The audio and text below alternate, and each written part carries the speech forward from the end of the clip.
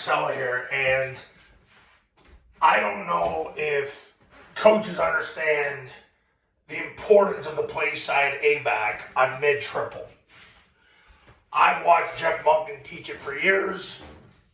I've watched Joe DuPay at Navy teach it for years.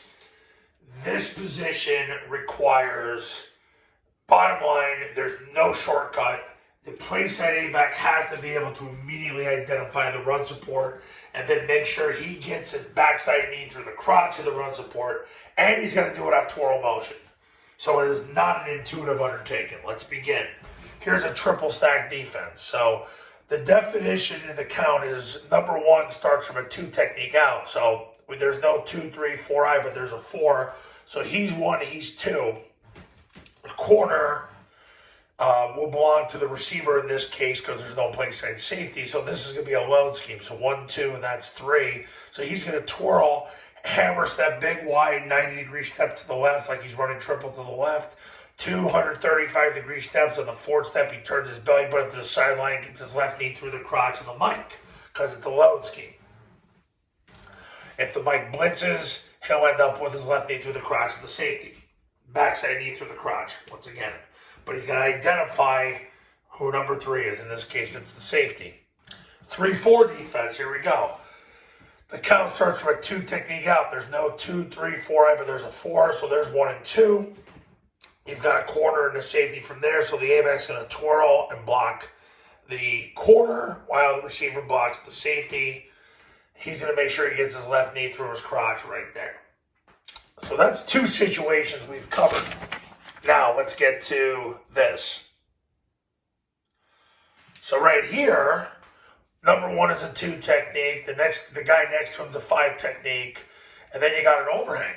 So he's going to twirl now and block the overhang. So if the overhang's on the line of scrimmage, guess what? He'd have to block him. That's by definition. That's what they do. So he would twirl and work to get his left knee through number 3. So there's 3 situations we've covered. Next situation. I was going to draw another situation here, and I just said heck with it. So now we got a situation with double run support.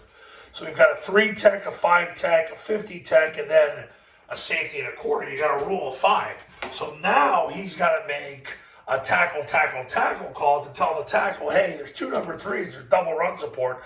I'm going to block the corner. You got to pull and you got to block number 3.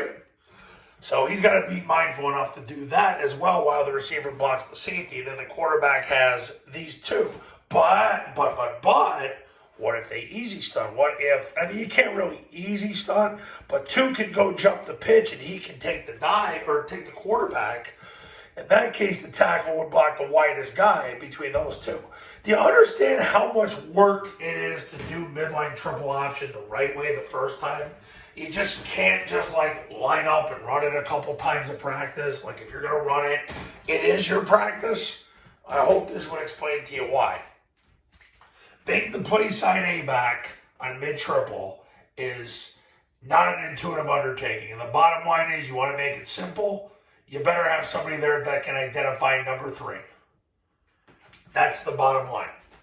And coaches, there's a way to do it quickly and sequentially, and I teach my clients how to do this, but you got to call me, and you got to become a client today. My number's on the thumbnail of this video, so is my website, the Triple Option Football Academy will show you how. Take care.